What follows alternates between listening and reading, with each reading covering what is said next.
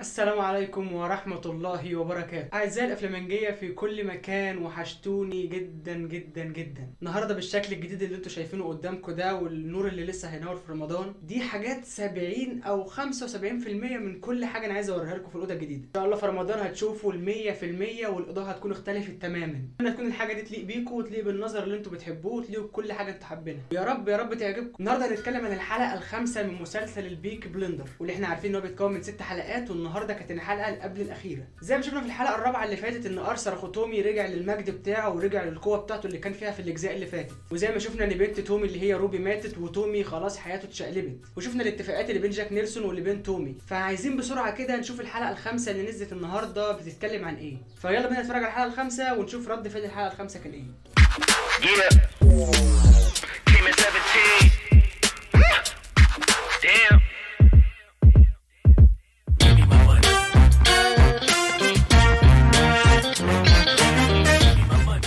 الحلقه الخامسه بتبدا وبنشوف ان تومي رايح في الحي الصيني عند ناس بيتاجروا في الافيون، وبيكون ماسك معاه شنطه، والشنطه دي بنعرف ان هي كان فيها قنبله. تومي بيخش على الناس دي اللي هو راجل ومراته، بيقول لهم انا عايز كل الافيون اللي عندكم. بيعرف تومي ان هم عندهم 5 كيلو افيون، وبيعرف ان هو اللي بيوزع الافيون لكل حته في برمنجهام. تومي بيطلب منه ان هو يبطل يبيع الافيون ويبيع شاي وكيكه ويبيع حاجات كده عاديه زي السجاير مثلا. تخيل انت من افيون يبيع سجاير وكيكه وشاي، يعني متخيل انت الهبل. طبعا الراجل بيجري بسرعه وبيجيب لتومي كل الافيون اللي عنده، لانه خايف من القنبله بتاعه تومي ان هي تفرقع. وبالفعل تومي بياخد الافيون بتاعه وبيجي خارج بره، وبيكون مفكر هو ومراته ان دي كانت قنبله عاديه مش قنبله حقيقيه. لكن تومي بيفاجئهم وبيرمي القنبله في البحر، والبحر بيفرقع بالقنبله. نشوف بعد كده تومي مجمع العيله بتاعته والاسره بتاعته كلها علشان يعرفها على ضيف جديد. والضيف الجديد ده بيكون دوك اللي هو ابن تومي من واحده كان متجوزها من 20 سنه. وطبعا تومي بيقول لهم ان هو اتجوزها من 20 سنه، كانت موجوده هي في طريق وهو ماشي فيه. بعد 9 اشهر خلفت له دوك، ودوك دلوقتي بقى شاب كبير، لكن هي ماتت وانا ما اعرفش ماتت فين. بيقول لهم حتى ما حاولتش ان انا ادور عليها. يعني للدرجه دي تومي بيتجوز ويرمي ويتجوز ويرمي كده ويلاقي عياله بعد كده؟ يا ابني ده انت غلبت راجنر، يا ابني راجنر سبروك انت غلبته. شوف بعد كده ان تومي راح عند ستاج اللي ارسل راح للحلقه اللي فاتت ومسح بكرامته الارض، وبيطلب منه ان هو يقفل جميع المواني اللي بتدخل افيون في برمنجهام. وبيكون بيقول له عايزينك تامن النشاطات بتاعتنا علشان نغير كل العمليات الوحشه اللي احنا بنعملها دي. طبعا في الاول بيرفض، لكن بعد التهديد وتومي بيرفع المسدس في وشه بيقول له خلاص انا موافق معاك يا تومي، مفيش حاجه بتيجي بالسهل ابدا، كله لازم يجي بالعنف في البلد دي.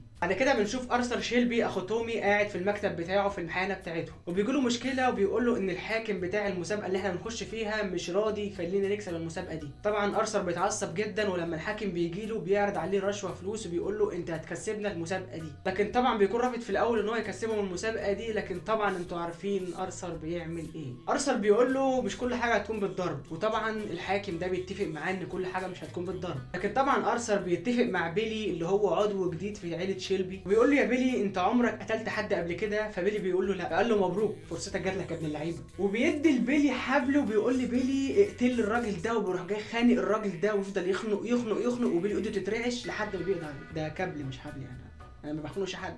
بيلي بيكون متوتر جدا، لكن ارثر بيحاول يهديه وبيقول له انت روح تاخد لك دش دلوقتي في الحمام بتاع عائله شيلبي وتهدى كده وحياتك ترجع طبيعيه. نشوف اللحظه اللي بيلي بياخد فيها دش في الحمام بتاع عائله شيلبي وسط الناس، وبيكون لوحده. بيخش عليه مفاجاه غريبه جدا، بيخش عليه جاك نيلسون، اللي لحد اللحظه دي انا بقول ان ده مش جاك نيلسون اللي احنا عايزين نشوفه. مش عارف ليه حاسس ان الحلقه الجايه هيكون في جاك نيلسون غير ده خالص، وان ده يطلع حاجه عاديه جدا. بيخش كده وبيمسكه كده من حاجه كده ويفضل يقول له انا عايزك تجيب لي تومي وتسلمني ارثر اخوه، وبيقول له لو انت سلمتني تومي وارثر انا هخلي حياتك تكون مرتاحه. وطبعا كل ما يجي يتكلم كلمه يا عيني بيلي يروح جاي قافش عليه جامد كده من ماسكه لحد ما كان هيموته خالص، لكن في الاخر بيلي بيوافق. ونشوف بعد كده علاقه تومي بابنه الجديد اللي هو دوك، وبيكون تومي عايز يدخله في عائله شيلبي الاجراميه والعمليات الاجراميه اللي هما بيعملوها، لان شايف ان الواد فرفور كده وغلبان وعلى قد نيته. شوف بعد كده تومي بيفتكر ذكرياته السابقه في حرب فرنسا، وبيكون عايش في الاجواء بتاعت حرب فرنسا اللي احنا متعودين عليها من 4 مواسم فاتوا. الموسم الخامس ما كانش ذاكر حاجه من حرب فرنسا دي خالص اصلا. نفس اللحظه بنشوف ان مايكل في السجن بيفتكر ذكريات موت بول اللي هي امه، بيفتكر وهي قاعده قدامه بتقول له في حرب هتقوم في العيله بتاعتكم دي وهيموت منها فرد مهم. طبعا مايكل بيتذكر لحظات الموت بتاعتها ولحظات الجنازه بتاعتها، وبيكون في دماغه ان هو عايز يقتل تومي، لانه في نيته ان تومي هو السبب في اللي بولي حصل لها ده. نشوف بعد كده ان جاك نيلسون رايح عزومه عند توم شيلبي في البيت، وبيكون بيتكلموا في اتفاقات وحاجات في الامور اللي هتدور قدام في المستقبل. لكن طبعا زي ما احنا عارفين ان جاك نيلسون خاين وعايز يغدر بتومي شيلبي، وزي ما اتفق مع بيلي ان هو يقتل له تومي ويسلم له ارثر اخوه عشان يكون مسيطر على عيله شيلبي وكل ثرواتها، في نفس الوقت بيلعب على النقطه ان هو يكون مفكر لتومي ان هو جنبه لكن هو في الحقيقه ضد تومي. وفجاه بيخش عليهم موزلي بدون سبب وحتى بدون عزومه، انا بارد هخش.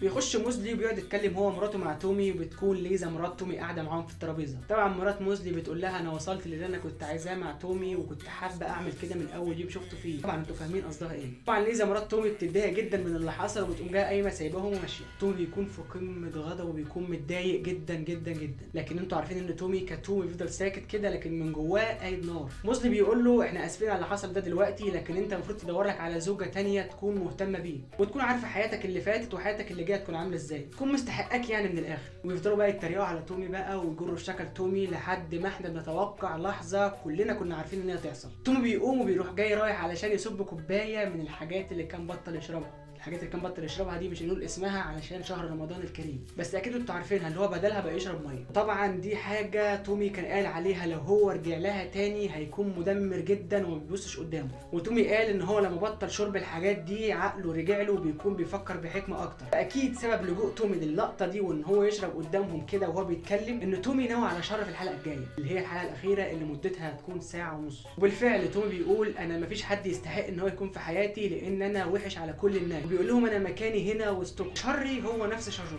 لكني اتوقع ان النهايه هتكون محزنه للغايه. يعني النهايه بتاعت الحلقه الجايه هتكون محزنه جدا. اكيد يعني تومي مش هيموت، يعني اكيد ما ينفعش.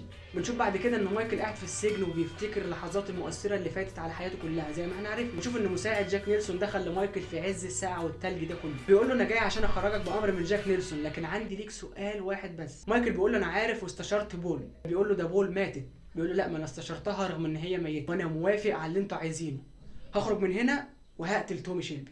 تخلص الحلقه الخامسه على كده اللي هي الحلقه قبل الاخيره. طبعا بنكون مستنيين من مايكل شر جدا لتومي، وبنكون مستنيين من جاك نيلسون غدر من اللي هو اتفق عليه مع بيلي ضد تومي وارثر، وبنكون شفنا ان تومي رجع لحياته الطبيعيه تاني. طبعا بما ان تومي شرب فاظن ان كل الناس دي بيتها هيتخرب. بس كده كل حلقه النهارده خلصت، وكانت دي الحلقه الخامسه من مسلسل البيكي بلندر. لو الحلقه عجبتك دوس لايك، اشترك في القناه وانت ما شفنا على اليوتيوب، واكتب لي كومنت قول لي رايك فيه في اللي انت شايفه ورايا ده. اي نعم ده مش كل حاجه، بس لسه في حاجات جايه في رمضان، في مفاجآت في رمضان كتيره جدا. ما تنساش تفعل الجرس علشان تشوف الفيديوهات بتاعتي كلها في رمضان اول باول. وانا هعمل استفتاء بسيط كده في الكوميونتي بتاع القناه علشان اعرف منكم مواعيد المسلسلات اللي انا هنزلها على القناه. توحشوني جدا يا افلامنجيه واوعوا تنسوني. اشوفكم على خير، سلام عليكم.